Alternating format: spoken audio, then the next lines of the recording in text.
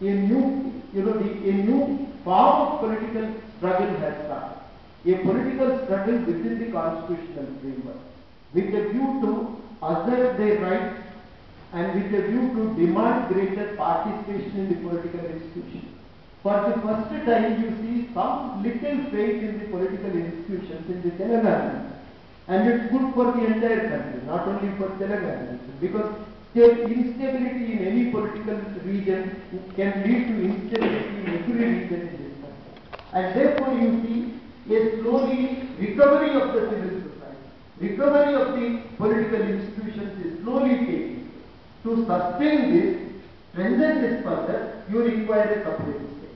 Because at this point of time, let me say this again and again, Andhra Pradesh is dominated by the crony capital. And this capital destroys all political institutions to its advantage. This is the class which you cannot overthrow without carving out the separate Telangana state.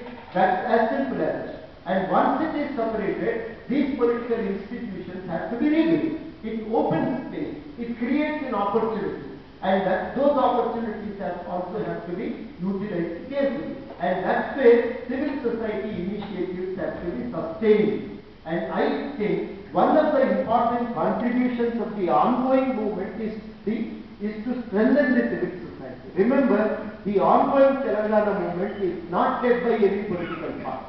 It is led by the civil society group, caste associations, employees, trade union leaders, and non-governmental organizations, student unions. These are the groups that are leading the ongoing education. It is important that it is not merely initiated by the students. If you say that it is only initiated by the students, it would be inaccurate. Because the movement itself started by the villagers, by the caste association. Students at one point of time played a major role.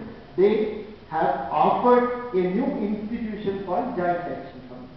And every village and every group, every community formed a Joint Action Committee so that they can unite people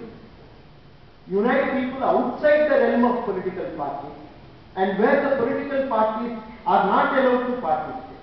In all these agitations at the village level and mandal level, they are not led by political parties. They are not initiated by political parties. They are led by non-party forums. And non-party forums are making it very clear to the political leadership. Look, this is what we expect from you. You have to do it. And there is a compulsion. There is a pressure. And remember, institutions cannot be built over a period, cannot be built all of a sudden. They have to be built over a period of time. So we are quite aware of the limitations of the Chhattisgarh Jharkhand movement, and keeping that in mind, the ongoing Telangana movement has been extremely careful in preventing the same kind of mistakes.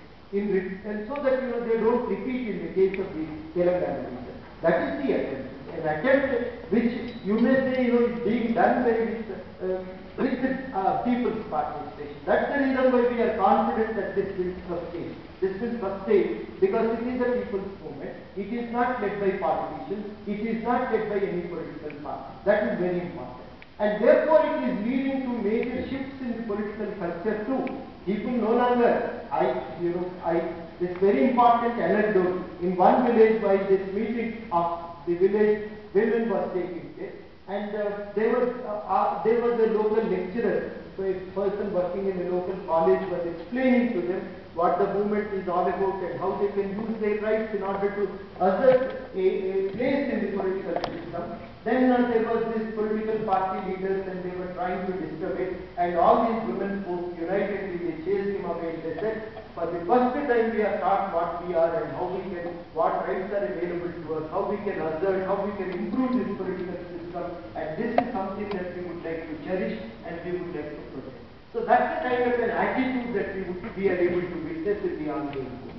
So to be very dismiss every effort is not a proper thing. But to understand, even in the national movement, the democracy has been strengthened and deepened over a period of time. Initially, it was a middle class movement. By 1920s onwards, various classes entered into this movement. After they entered into this movement, the character of the Indian democracy totally changed, and it became a mass movement. As a mass movement, it could create laid down foundations for a very strong democracy in India. Remember, compared to India, no other third world country has ever experienced such a movement. And therefore, democracies have not been successful in many countries. India is different because it experienced a mass movement. The Telangana movement is different because it is a mass movement, where all the subaltern classes, suppressed communities are participating. I think that is a major contribution. That would create new culture, new values, and would be able to strengthen democracy. To begin with, that would be an important change in the Telangana party. And how we will be able to carry forward, it depends on a number of other factors. Our own strength, the support we can get from media, from the intellectual community, and also from the national political system. Many other things also have to contribute. It's not something that can happen only in Telangana and that can happen all of a sudden. One important change I can definitely say will take place in Telangana reform, and that is the domination of this contractor class over political system can come to an end. New kind of system, new values, new frameworks would definitely emerge. That I think would be a major change.